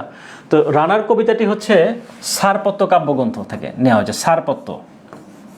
ছাড়পত্র কাব্যগ্রন্থ থেকে নেওয়া হয়েছে কোন কবিতা? রানার কবিতা। হ্যাঁ, তো এখানে ছাড়পত্র কাব্যগ্রন্থ। ওকে, তো রানার কবিতাটির রচয়িতা কে জানলাম আমরা। রানার কবিতাটি লিখেছেন কে? সুকান্ত ভট্টাচার্য। তো সুকান্ত ভট্টাচার্য কোন কাব্যগ্রন্থ থেকে নেওয়া হয়েছে এটা রানার কবিতাটা? সেটা হচ্ছে ছাড়পত্র কাব্যগ্রন্থ। ছাড়পত্র কাব্যগ্রন্থ কত সালে প্রকাশিত হয়? 1948 সালে প্রকাশিত হয় ছাড়পত্র কাব্যগ্রন্থটি। যদি বলা হয় ছাড়পত্র কাব্যগ্রন্থের মোট কবিতার সংখ্যা কতটি? কবিতার সংখ্যা হচ্ছে 37টি। যদি বলা হয় ছাড়পত্র কাব্যগ্রন্থের প্রথম কবিতার নাম কি? প্রথম কবিতার নামটাও কিন্তু কাব্যগ্রন্থের নাম অনুপাতেই, অর্থাৎ ছাড়পত্র। এটা হচ্ছে প্রথম কবিতা। যদি বলা হয় শেষের কবিতাটা কি? ছাড়পত্র কাব্যগ্রন্থের সবার শেষ কবিতা কি? শেষ কবিতার নাম হচ্ছে হে মহাজীবন। এটা হচ্ছে কি? শেষ কবিতা। ওকে, তাহলে আমরা মোটামুটি সুকান্ত ভট্টাচার্য সম্পর্কে মোটামুটি একটু জানার চেষ্টা করেছি। ওকে, খেয়াল করুন, আমরা জানলাম কি রানার কবিতাটি প্রচলিত রচয়িতা কে? আমরা জানলাম সুকান্ত ভট্টাচার্য। ছাড়পত্র কাব্যগ্রন্থের অন্তর্গত 1948 সালে প্রকাশিত হয়েছে। 37টি কবিতা রয়েছে, তার ভিতর প্রথম কবিতার নাম হচ্ছে ছাড়পত্র এবং শেষের কবিতার নাম যেটা রয়েছে হে মহাজীবন, এবং শেষের কবিতার নাম হচ্ছে হে মহাজীবন। ওকে, পরবর্তী প্রশ্ন একটু খেয়াল করি। বধূ হচ্ছে কি? এটা ভূতাত্ত্বিক এবং জরিপ অধিদপ্তরের সহকারী পরিচালক, অর্থাৎ পিএসসি নন ক্যাডার টাইপের যে পরীক্ষাগুলো হয় সেখানে এই প্রশ্নটা পরীক্ষায় আসছে। একটু খেয়াল করি, বধূটা আসলে কি? বধূ দ্বারা কি বোঝাচ্ছে? বধূ হচ্ছে কি উভয়লিঙ্গ, নিত্যলিঙ্গ, স্ত্রীলিঙ্গ না কি লিঙ্গ? পুরুষলিঙ্গ। বধূ শব্দের মানে কি? আমাদের বধূ বানান কিন্তু দুইটা, একটু খেয়াল করি আমরা। একটা হচ্ছে বয় চন্দ্রবিন্দুর, যেটা প্রশ্ন দেওয়া আছে এই বধূ, আর একটা হচ্ছে বধূ। হ্যাঁ, এখন কথা হচ্ছে যে কোন বধূটা আসলে বানানটা আসলে কোনটা সঠিক, কোনটা বানান সঠিক বা কোন বানানটা সঠিক। খেয়াল করুন, প্রথমে যদি বলি যে বধূ হচ্ছে, এটা হচ্ছে উভয় লিঙ্গ, এটা হচ্ছে উভয় লিঙ্গ। কেন? বধূ শব্দের অর্থ যদি বলি তাহলে বধূ শব্দের অর্থ হচ্ছে বন্ধু। বধূ শব্দের অর্থ হচ্ছে কি? বন্ধু। বধূ শব্দের অর্থ হচ্ছে কি? বন্ধু। অর্থাৎ যে বধূর ভিতরে চন্দ্রবিন্দুর আছে সেটার অর্থ যদি বলা হয় তার অর্থ হচ্ছে বন্ধু, আর যে বধূর ভিতরে চন্দ্রবিন্দু নাই সেটা যদি বলা হয় সেই বধূ মানে হচ্ছে বউ বা ওয়াইফ বা পত্নী বা স্ত্রী, আমরা যেটাই বলি না কেন। তাহলে দুইটা বানানের ক্ষেত্রে কিন্তু দুইটাই সঠিক। যদি বলা হয় বধূ বানানে চন্দ্রবিন্দুর হবে না, চন্দ্রবিন্দুর ছাড়া হবে, অর্থাৎ চন্দ্রবিন্দু যুক্ত যে বন্ধুটা রয়েছে সেটার বানানের অর্থ হচ্ছে বন্ধু, আর চন্দ্রবিন্দু ছাড়া যেটা সেটা হচ্ছে বউ। তার মানে দুইটা বানানই সঠিক, দুইটাই সঠিক বানান, দুটোই সঠিক। হ্যাঁ, দুটো বানানই সঠিক। তাহলে আমরা প্রশ্ন যেটা পেলাম সেটা হচ্ছে যে বধূ হচ্ছে কি? এটা হচ্ছে উভয় লিঙ্গ। যদি বলা হয় বধূ শব্দটি কি, এটা হচ্ছে উভয় লিঙ্গ। ওকে, বৃষ্টি এর সন্ধি বিচ্ছেদ কি? বৃষ্টি সন্ধি বিচ্ছেদ এটা কিন্তু সমাসের মধ্যে গুরুত্বপূর্ণ এবং প্রতি বছরের প্রশ্ন পরীক্ষায় আসে। একটু খেয়াল করি, আমরা দুইটা নিয়ম শিখবো, একটু দুইটা, জাস্ট দুইটা নিয়ম। একটা হচ্ছে যে মূর্ধন্য ষ এর সাথে ট যদি থাকে, আর একটা হচ্ছে যে মূর্ধন্য ষ এর সাথে যদি ঠ থাকে। তো এই দুইটা নিয়ম। বৃষ্টি এর সন্ধি বিচ্ছেদ যদি হবে তাহলে আমরা অ্যান্সার জানি হচ্ছে যে বৃযুক্তি। বাট এটা কেন হলো সেটা একটু আমরা জানার চেষ্টা করব। এটা কেন হলো এটা একটু আমরা দেখব, এটা একটু খেয়াল করি। অ্যান্সার হচ্ছে বৃষযুক্তি। এখানে নিয়ম কিন্তু আমরা দুটো, যদি মূর্ধন্য ষ এ ট থাকে বা মূর্ধন্য ষ এ ঠ থাকে। যদি মূর্ধন্য ষ এ ট থাকে তাহলে সেটা পাবো হচ্ছে কি? পরিবর্তে হচ্ছে ত বসবে। আর ঠ যদি থাকে সেটার পরিবর্তে কি বসবে? থ বসবে, থ থ বসবে। খেয়াল করি, যদি মূর্ধন্য ষ এর সাথে ট থাকে তাহলে তার পরিবর্তে ত বসবে, যদি ঠ থাকে সেটার পরিবর্তে থ থাকবে। তাহলে একটু উদাহরণ দিয়ে যদি বোঝাই, যদি বলা হয় বৃষ্টি বানানটা, বৃষ্টি বানানটা একটু খেয়াল করি। এটাকে আমরা ভাঙ্গালে কি পাচ্ছি? বৃষ্টিকে ভাঙ্গালে কিন্তু, বৃষ্টিকে যদি ভাঙ্গানো হয় তাহলে ব্রিটা আমরা দিলাম প্রথমে, মূর্ধন্য ষ যেটা আসে সেটা থাকবে, হ্যাঁ, বৃষ বসালাম, যোগ এই যে ট আছে ট, হ্যাঁ, ট যদি থাকে তাহলে আমরা কি জানছি? ট এর পরিবর্তে কি বসাবো? ট এর পরিবর্তে নিচে কি বসবে? এটা ট এর পরিবর্তে হচ্ছে ত বসবে, ট এর পরিবর্তে হচ্ছে ত বসবে, এই ত বসবে। তাহলে এখানে কি হবে? ত বসবে। ওকে, বৃষযুক্তি, এই যে ঋষিকার আছে সেই ঋষিকারটা এখানে, তার মানে কি? বৃষ্টি। যদি বলা হয় ষষ্ঠ, হ্যাঁ, যদি বলা হয় ষষ্ঠ, ষষ্ঠ বানানটা একটু যদি খেয়াল করি, ষষ্ঠ সন্ধি বিচ্ছেদ কি হবে? এখানে কি পড়ছি? ট যুক্ত যদি মূর্ধন্য ষর সাথে যদি ট থাকে তাহলে আমরা পেয়েছি কি? ত। আর যদি মূর্ধন্য ষর সাথে যদি ঠ থাকে তাহলে এটা আমরা কি পাবো? থ। এটা একটু খেয়াল করি, তাহলে কি হবে? প্রথমে মূর্ধন্য ষ যেটা আছে সেটাই বসালাম, তারপরে খেয়াল করি যদি তাহলে শস বসবে, শস। তাহলে ঠর পরিবর্তে কি জানছি আমরা? এই যে ঠর পরিবর্তে কি হবে? থ, এখানে থ বসবে। তার মানে শস যোগ থ, ষষ্ঠ। এটা হচ্ছে ষষ্ঠের সন্ধি বিচ্ছেদ। আমরা কি বোঝাইতে পারছি? অর্থাৎ মূর্ধন্য ষ এ ট এবং মূর্ধন্য ষ এ ঠ, এই দুইটা যুক্ত বাক্য, দুইটা যুক্ত শব্দ যদি থাকে সেটা সন্ধি বিচ্ছেদে আমরা জানবো ট এর পরিবর্তে ত বসবে আর ঠ এর পরিবর্তে থ বসবে। এখন কথা হচ্ছে এটা কিন্তু অনেক সময় আমাদের গোলায় যায়, এটার ক্ষেত্রে ত বসবে নাকি এটার ক্ষেত্রে থ বসবে। একটু খেয়াল করুন, প্রথমে আমরা বাংলা ব্যঞ্জন বর্ণের ক্ষেত্রে কি জানি? যদি এইভাবে উচ্চারণ করি যে ক খ গ ঘ উ চ ছ বর্গীয় জ ঝ ই, হ্যাঁ, তো এভাবে খেয়াল করে কিন্তু টটা কিন্তু প্রথম আসে, তারপর আসে কি? ট এর পরেই তো ঠ, তাই না? তো ট যেহেতু প্রথম তারপরে ঠ, ঠিক তাহলে এটার পরিবর্তে যেটা বসবে সেটাও কিন্তু প্রথম যেটা সেটাই বসবে। প্রথমটা কি? আমরা যদি বলি ত থ দ ধ দন্তন্য, তার মানে কি? তটা সামনে, তারপরে থ, তারপরে দ, এভাবে পর্যায়ক্রমে বসবে। বাট সিকোয়েন্সটা আমরা কি জানলাম? ট ঠ, তাহলে ট এর পরিবর্তে কোনটা বসবে? ত থ। জাস্ট আমরা এইভাবে মনে রাখতে পারি যাতে করে পরবর্তীতে আমাদের কনফিউশন না থাকে। ওকে, একটু পরবর্তী অপশনটা একটু খেয়াল করি। পরবর্তী অপশন, আপনাদের কোনো বোঝার সমস্যা হলে কমেন্টে জানাবেন, হ্যাঁ। ওকে, অনেকেই সুন্দরভাবে কমেন্ট করছেন, সুন্দর অ্যান্সার দিচ্ছেন, সঠিক অ্যান্সার, গুড।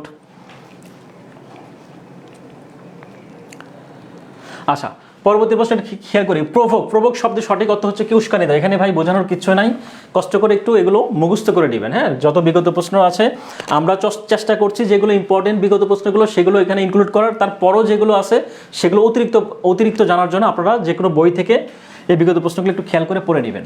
ওকে, কোন বর্গীয় বর্ণের সঙ্গে যুক্ত দন্তন্য কখনো মূর্ধন্য হয় না? একটু খেয়াল করুন, দন্তন্য কখনো মূর্ধন্য হয় না। কোন বর্গীয় বর্ণের সাথে যুক্ত দন্তন্য কখনো মূর্ধন্য হয় না? এটা হচ্ছে কি অ্যান্সার হবে? ত বর্গীয়, হ্যাঁ, ত বর্গীয়। তবর্গীয় বর্ণ আমরা কি কি একটু খেয়াল করি। তবর্গীয় হচ্ছে ত, থ, দ, ধ, দন্তন্য। এটা কি বর্গ? তবর্গীয়। এটা হচ্ছে তবর্গীয়। তবর্গীয় আরেকটা নাম হচ্ছে কি তালব্য বর্ণ। হ্যাঁ, সরি, তবর্গীয় তালব্য বর্ণ সেটা চ ছ বর্গ, এটা হচ্ছে তালব্য। তো তবর্গীয় যেটা, অর্থাৎ ত থ দ ধ দন্তন্য যুক্ত যদি কোনো শব্দ থাকে, খেয়াল করে একটু যদি বলি যে শান্ত, শান্ত বানানে ত আছে নিচে, তাহলে এই ত এর সাথে যদি যুক্ত কোনো বর্ণ থাকে, কি আছে? দন্তন্য আছে। তাহলে এখানে দন্তন্য হইতে পারে, মূর্ধন্য হইতে পারে। তাহলে কি হবে? আমরা নিয়ম জানছি কি, কোন বর্গীয় বর্ণের সঙ্গে যুক্ত দন্তন্য কখনো মূর্ধন্য হয় না। অ্যান্সার হচ্ছে কি তবর্গীয়। তাহলে তবর্গীয় বর্ণ আমরা জানলাম কোনগুলা? ত, থ, দ, ধ, দন্তন্য, এগুলো জানলাম তবর্গীয়। তার মানে এখানে ত আছে, তার মানে এটা তবর্গীয়। ঠিক আছে।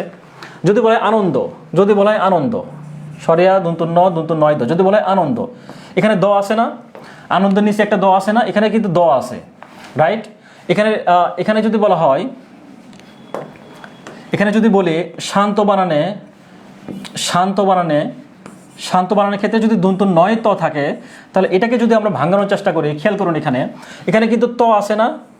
এই যে তটা আছে, তাহলে ত এর সাথে যে যুক্ত বর্ণটা আছে সেটা আসলে কি হবে? দন্তন্য হবে না মূর্ধন্য হবে? আমরা নিয়মে পড়ছি কি, এটা দন্তন্য কখনো মূর্ধন্য হয় না। তার মানে এখানে কখনো মূর্ধন্য হবে না। তার মানে এখানে শান্ত বানান, এখানে মূর্ধন্য হবে না, এখানে দন্তন্য হবে নিয়ম অনুপাতে। আনন্দ বানানের ক্ষেত্রে এখানে মূর্ধন্য হবে না, কি হবে? দন্তন্য হবে। এটাই নিয়মে বলা হয়েছে আর কি, সোজা কথা। অ্যান্সারটা হচ্ছে তবর্গীয়। ওকে, তাহলে পরবর্তী প্রশ্ন একটু খেয়াল করি। কোনটি উপন্যাস? হ্যাঁ, কোনটি উপন্যাস?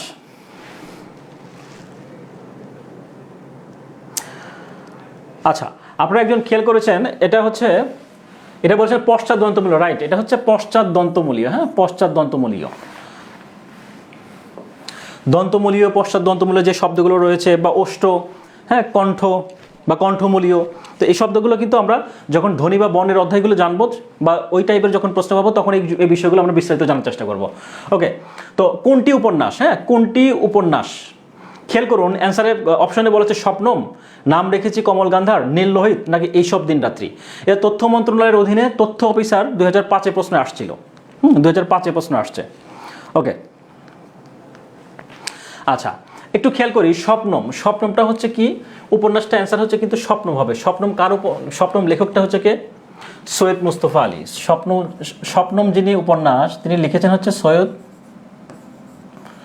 হচ্ছে মুস্তফা আলী। আর নাম রেখেছি কমল গন্ধাই, এটা কিন্তু স্বপ্নম হচ্ছে উপন্যাস। হ্যাঁ, এখানে যদি একটু উপন্যাস লিখে দেই, খেয়াল করুন একটু, স্বপ্নম হচ্ছে উপন্যাস। আর এখানে নাম রেখেছি কমল গান্ধার, এটা হচ্ছে কাব্য। এটা কার কাব্য? এটা হচ্ছে বিষ্ণুদার কাব্য। হ্যাঁ, বিষ্ণুদা, অর্থাৎ পঞ্চপাণ্ডবের যে কবি রয়েছে, 5 জন কবিতা রয়েছে, তার মধ্যে একজন। নাম রেখেছে কমল গান্ধার কাব্য, এটা বিষ্ণুদার। নীল লোহিতটা কে? কার এটা? নীল লোহিত হচ্ছে, এটা একটা গল্প। কার গল্প এটা? এটা হচ্ছে প্রমোদ চৌধুরীর গল্প। হ্যাঁ, নীল লোহিত হচ্ছে প্রমোদ চৌধুরী।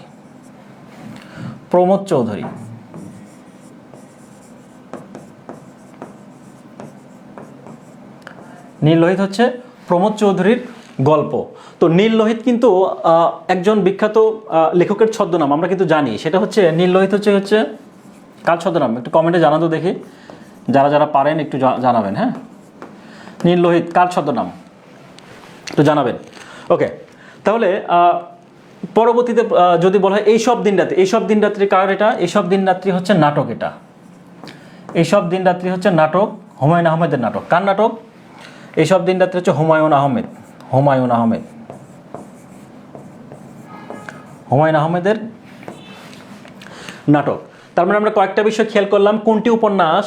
একটা জিনিস খেয়াল করে আপনাদের একটু মজার কথা বলি, সেটা হচ্ছে যে নাম রেখেছি কমল গান্ধার। আমি যে এই অপশনগুলো ধরে ধীরে বিস্তারিত পড়াচ্ছি, যেগুলো গুরুত্বপূর্ণ তথ্য দেওয়ার, তো এই প্রশ্নগুলো কিন্তু খেয়াল করে দেখবেন পরবর্তীতে কোনো না কোনো পরীক্ষাতে কিন্তু এই প্রশ্নগুলো পেয়ে যাবেন।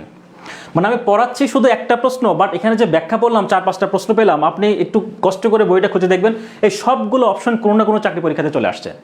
এই জন্য বারবার আমরা বলি যে আমাদের যে মোটামুটি 1000 প্রশ্নগুলো থাকবে সেগুলো কিন্তু একদম অ্যানালাইসিস করার মতো এবং বিশ্লেষণ করে সেই প্রশ্নগুলো সিলেক্ট করা হয়েছে, যাতে করে আমাদের এই প্রশ্নগুলো থেকে আরও অনেকগুলো 1000 প্রশ্ন শুধু আমরা নামমাত্র পড়ব, বাট 1000 প্রশ্নর ভেতরে যদি বলা হয়, ইন্টারনাল যদি বলা হয়, তাহলে এখান থেকে মিনিমাম 3000 প্রশ্ন আমাদের কাভার হয়ে যাবে, যেগুলো পড়লে আসলে 70 থেকে 80% প্রশ্ন অনায়াসে যে কোনো পরীক্ষার জন্য কমন পড়বে আশা করি।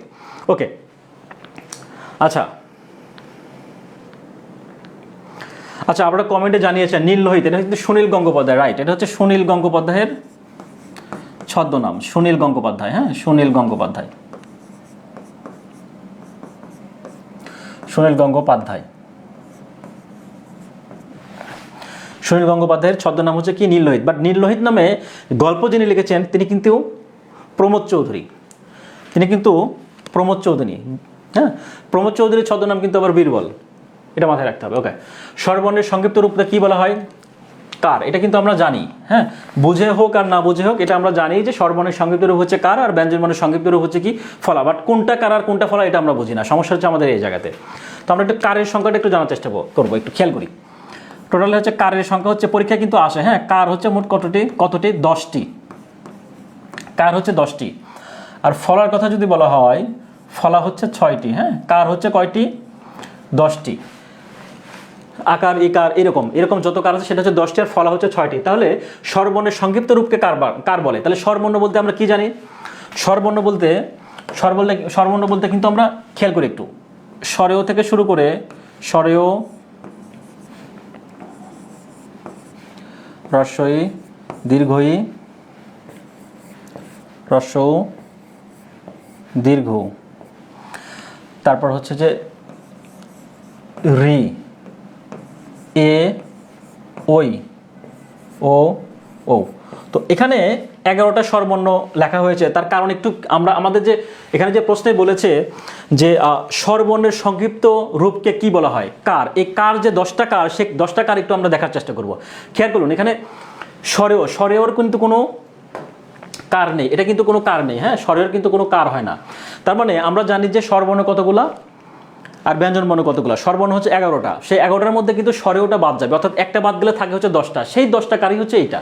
তাহলে এখানে একটু খেয়াল করি, তাহলে যেহেতু স্বরেয়া, তার মানে এটা কি, যে এটা হচ্ছে কি স্বরেয়া আকার, রস্বই হচ্ছে যে রস্বইকার, দীর্ঘই হচ্ছে দীর্ঘইকার, হ্রস্ব হচ্ছে হ্রস্বকার, দীর্ঘকার, হ্যাঁ, রি যদি বলা হয় তো এটা হচ্ছে রি চিহ্ন, এতে হচ্ছে একার, হ্যাঁ, ওইকার, তারপর কি বলা হচ্ছে ওকার, এটা হচ্ছে কি ওকার, আর এটা ওকার। তো এই টোটালে হচ্ছে যে স্বরেও বাদ দেয় এই যে টোটালে 10টা, সেটাই কিন্তু মূলত আমরা কার হিসেবে জানি। তার মানে এই কারগুলো, এটা হচ্ছে প্রতীক, বর্ণের প্রতীক, এগুলো হচ্ছে যদি বর্ণ হিসেবে চিন্তা করি আর বর্ণের প্রতীককে আমরা এভাবে চিন্তা করি, এগুলো কিন্তু আমাদের এই কারটা মূলত সন্ধি বিচ্ছেদের ক্ষেত্রে কিন্তু খুবই গুরুত্বপূর্ণ এবং কাজে আসে, হ্যাঁ, সন্ধি বিচ্ছেদের ক্ষেত্রে আমাদের এই কারগুলো প্রয়োজন বেশি পড়ে। তো স্বরবর্ণের সংক্ষিপ্ত রূপকে আমরা কি জানলাম? কারগুলো কয়টি টোটালে? 10টি। আর ফলা হচ্ছে কি? ফলা কিন্তু আমরা জানি যে কি অন্তস্থ জ, ব, র, ল, ঠিক আছে, মু এবং দন্তন্য বা মূর্ধন্য, হ্যাঁ, জ ফলা এই টাইপের। তো এগুলো হচ্ছে এই টোটালে হচ্ছে 6টা, 1 2 3 4 5 6, এই 6টা হচ্ছে যে, আচ্ছা 1 2 3 4 5 6, তো এই 6টা হচ্ছে কি, এই 6টা হচ্ছে ফলা। তাহলে স্বরবর্ণের সংক্ষিপ্ত রূপকে আমরা জানলাম কার, এবং ব্যঞ্জনবর্ণের সংক্ষিপ্ত রূপকে হচ্ছে ফলা। ফলা হচ্ছে 6টি এবং কার হচ্ছে 10টি। ওকে, প্রাপ্ত চর্যাপদের পদকর্তা কতজন? চর্যাপদের পদকর্তা হচ্ছে কতজন একটু খেয়াল করি। এটা হচ্ছে যে 23 জন অ্যান্সার। এখানে 2টা পদ পাওয়া যায়, একটা হচ্ছে যে শহীদুল্লাহর মতে, আর একটা হচ্ছে কি সুকুমার সেনের মতে, সুকুমার সেন। তো চর্যাপদের কত? শহীদুল্লাহর মতে কতগুলো? শহীদুল্লাহর মতে হচ্ছে 23টি এবং সুকুমার সেনের মধ্যে হচ্ছে 24টি। শহীদুল্লাহ সুকুমার সেনের মধ্যে 24টি, সেটা কোথায় লিখেছেন? ইনি লিখেছেন হচ্ছে বাংলা সাহিত্যের ইতিহাস গ্রন্থে।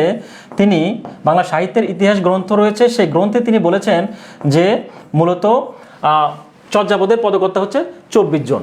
আর শহীদুল্লাহ বলেছেন কতগুলো? 23 জন। তার বইয়ের নাম হচ্ছে কি বুদ্ধিস্ট, BUDDHIST। আচ্ছা,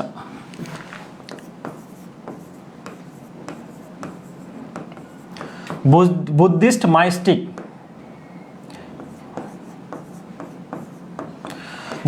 মাইস্টিক সংস নামে যে গ্রন্থটা রয়েছে সেই গ্রন্থে ডক্টর মোহাম্মদ শহীদুল্লাহ তার 23 জনের যে কথা যিনি বলেছেন, অর্থাৎ প্রাপ্ত চর্যাপদের যে পদকর্তা শহীদুল্লাহ বলেছেন 23 জন, সুকুমার সেন বলেছেন কতগুলা?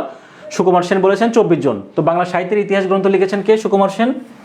তিনি এই গ্রন্থে 24 জন পদকর্তার কথা বলেছেন। আর বুদ্ধিস্ট মাইস্টিক সংসে শহীদুল্লাহ বলেছেন 23 জন। ওকে, অপিনিহিতি হচ্ছে কি? অপিনিহিতির উদাহরণ হচ্ছে কি? পরের ইকার আগে পরের হ্রস্ব ইকার বা দীর্ঘ উকার যখন আগে উচ্চারিত হয় সেটা হচ্ছে কি? অপিনিহিতি। তার মানে এখানে খেয়াল করি, আজি বানানোর ক্ষেত্রে কি? আজি বানানোর ক্ষেত্রে কিন্তু পরের ঋষিকার, সেখানে কি হয়েছে? ঋষিকার। তো ঋষিটা কি হয়েছে? আইস। এখানে কিন্তু কি পরের বর্গীয় জয়ের আগে ছিল ঋষিকার, সেটা কি হয়েছে? আজিটা কি বর্গীয় জয়ের আগে পরে ছিল ঋষিকার, সেটা কি হয়েছে? সামনে চলে আসছে, অর্থাৎ আগে বসছে। ব্যাপারটা হচ্ছে এরকম, পরের রস্বইকার বা হচ্ছে রস্বকার যখন আগে আসে বা পূর্বে বসে সেটা হচ্ছে কি? বা আগে উচ্চারিত হয় বা পূর্বে উচ্চারিত হয়, সেটা হচ্ছে কি? সেটা হচ্ছে অপিনিহিতি। তো অপিনিহিতি হচ্ছে আমরা জানলাম কি, যেরকম আরও কিছু উদাহরণ যদি কথা বলি তাহলে সত্যর যদি উদাহরণ যদি বলা হয় সেক্ষেত্রে কী হবে? সৈত্য। রস্বই আসছে এখানে, সৈত্য। এখানে সত্য শেষে উচ্চারিত হচ্ছে, বাট সৈত্যটা দিয়ে এখানে আগের উচ্চারিত হচ্ছে, অর্থাৎ পরের রস্বইকার বা দীর্ঘকার কি হবে? আগে উচ্চারিত হবে, সেটা হচ্ছে অপিনিহিতি। ওকে, ঢাকা মুসলিম সাহিত্য সমাজের প্রধান লেখককে? ঢাকা মুসলিম সাহিত্য সমাজের প্রধান লেখক হচ্ছে কাজী আব্দুল ওয়াদুদ, আবুল হোসেন প্রমুখ। আরও যদি কথা বলা হয় তাহলে এখানে যদি বলে তাহলে আবুল ফজল, হ্যাঁ,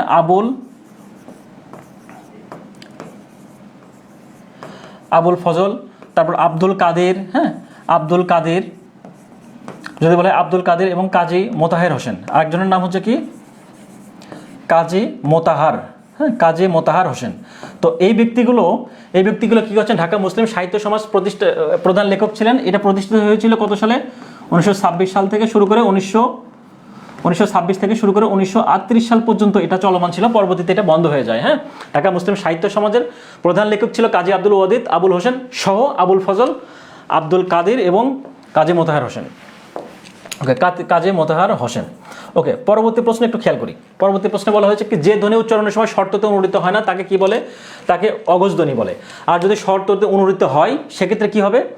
ঘোষ ধ্বনি হবে। অর্থাৎ যদি অনুরিত না হয় সেটা হচ্ছে অঘোষ, আর অনুরিত হলে ঘোষ। ওকে, পরবর্তী প্রশ্নটা খেয়াল, নদী ও নারী উপন্যাস এটা কে লিখেছেন? নদী ও নারী উপন্যাসের লেখক হচ্ছে হুমায়ুন কবির। এটা 1945 সালে নদী এবং নারী 1945 সালে নদী এবং নারী উপন্যাসটা লিখেছেন কে? হুমায়ুন কবির। নদী এবং নারী উপন্যাসের মূল উপজীব্য বিষয় হচ্ছে যে নদীর পাড়ে যে চর থাকে, সেই চর এলাকার যে নারীদের জীবন সংগ্রাম, তাদের যে কষ্টের সংগ্রামের কথাগুলো তুলে ধরেছেন মূলত নদী ও নারী উপন্যাসে। তো এখানে দুইজন চরিত্রের কথা পাওয়া যায়, একজন হচ্ছে নজু মিয়া,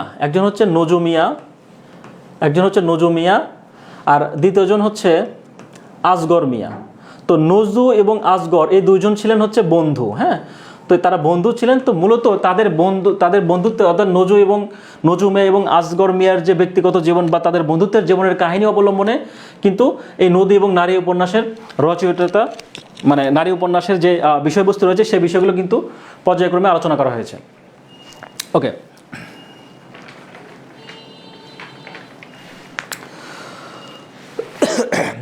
নজু মিয়া এবং আসগর মিয়া এই দুজন ব্যক্তিকে কেন্দ্র করেই মূলত কী করা হয়েছিল? নজু মিয়া এবং আসগর মিয়া তাদের জীবনের ঘটনাকে, অর্থাৎ এই দুজন ব্যক্তির জীবনের ঘটনাকে কেন্দ্র করে নারী এবং নদী উপন্যাস রচনা হয়েছিল। এবং এটার উপজীব্য বিষয়টা হচ্ছে এইটাই যে পদ্মার পাড়ে বা পদ্মা বললে ভুল হবে, আসলে নদীর পাড়ের যে মানুষের চর থাকে, চরের পাড়ে যারা বসবাস করে তাদের জীবনটা আসলে কতটা কষ্টের বা কতটা স্ট্রাগল করে তাদেরকে চলতে হয়, সেটা নিয়েই মূলত এর উপজীব্য বিষয় ছিল। ওকে, লাস্ট প্রশ্ন হচ্ছে উপভাষা বা ডায়ালেক্ট। উপভাষাটা আসলে কি? উপভাষার ইংরেজি শব্দ হচ্ছে ডায়ালেক্ট। হ্যাঁ, অনেক সময় পরীক্ষা আসে ডায়ালেক্টের বাংলা মিনিং কি, সেটা হচ্ছে উপভাষা। তো উপভাষা কি? আমরা সাধুবাদ চলিত ভাষার বাইরে প্রতিটা জেলায় যে বিভিন্ন ভাষা বলে না, যে আঞ্চলিক ভাষা যেটাকে বলা হয় আর কি, তো আঞ্চলিক ভাষারই অপর নাম হচ্ছে উপভাষা। তো এটা কি বলছে? তাহলে অঞ্চল বিশেষের মানুষের মুখের ভাষা, অর্থাৎ এক এক অঞ্চলে এক এক রকম যে ভাষা প্রচলিত রয়েছে সেটাই মূলত কি বলে? সেটাকেই মূলত উপভাষা বলা হয়। তো উপভাষা সম্পর্কে অপর নাম হচ্ছে যে আঞ্চলিক ভাষা। উপভাষার যদি অপর নাম, উপভাষার আচ্ছা অপর নাম হচ্ছে, একটু লিখে দেই, আঞ্চলিক ভাষা। হ্যাঁ, ডায়ালেক্ট বা উপভাষার অপর নাম হচ্ছে আঞ্চলিক ভাষা। তো এই হচ্ছে আমাদের টোটালে মোটামুটি আজকে 35টা প্রশ্ন। তো আশা করি আপনাদের ভালো লেগেছে ক্লাসগুলো, আমাদের প্রশ্নগুলো আমরা যেভাবে ব্যাখ্যা করছি আশা করি আপনাদের ভালো লেগেছে এবং বুঝতে কোনো সমস্যা হচ্ছে না। তারপরেও যদি আপনাদের কোনো প্রবলেম থাকে, বুঝতে সমস্যা হয়, যে কোনো জিনিস জানার প্রয়োজন থাকে, আপনারা আমাদের পার্সোনাল যে গ্রুপটা রয়েছে অবশ্যই সেই গ্রুপে অ্যাড হয়ে নেবেন। পর্যায়ক্রমে হয়তোবা শুরুতেই অ্যাড করা সম্ভব হচ্ছে না, হয়তোবা একটা প্রসেসিংয়ের মাধ্যমে যেতে হচ্ছে, ঠিক আছে? একটা সময় কি সবাইকে আপনাদের গ্রুপে অ্যাড করে নেওয়া হবে, সবগুলো তথ্যগুলো ওখানে দিয়ে রাখবেন এবং আমাদের গ্রুপে সবগুলো পিডিএফ বলুন বা নোট বলুন, যেটাই বলুন না কেন, আশা করি সবগুলো আমাদের এই গ্রুপে পেয়ে যাবেন। পাশাপাশি আরেকটা স্মরণ করে দিচ্ছি, আমাদের ইএম মজা, হ্যাঁ, ইএম মজা নামে আমাদের একটা ইউটিউব চ্যানেল রয়েছে, ইএম মজা, ইএম মজা। হ্যাঁ, আমাদের কিন্তু দুইটা ইউটিউব চ্যানেল, একটা হচ্ছে ইংলিশ মজা আর একটা হচ্ছে ইএম মজা। হ্যাঁ, ইএম মজা, ইএম জব। হ্যাঁ, ইএম জব, ইএম জব। আচ্ছা, ইংলিশ মজাটা হচ্ছে একটা ইউটিউব চ্যানেল আর একটা হচ্ছে ইএম জব। হ্যাঁ, এই দুইটা আমাদের ইউটিউব চ্যানেলে আমাদের যে ক্লাসগুলো থাকবে বাংলা, ইংরেজি, গণিত এবং জিকে, এই 4টা ক্লাসের সবগুলো ক্লাসগুলো সিকোয়েন্স অনুযায়ী প্লেলিস্টে আমাদের ইএম জব নামে যে ইউটিউব চ্যানেল থাকবে সেই চ্যানেলে কিন্তু আপনারা সুন্দরভাবে পেয়ে যাবেন। পাশাপাশি আমাদের যে গ্রুপ রয়েছে পার্সোনাল, সেই গ্রুপের নামটা হচ্ছে কি 75 days for job seeker, 75 days for job seeker. একটু লিখে দেয়, হ্যাঁ, এটা একটু 75 ডেজ ফর জব সিকার্স,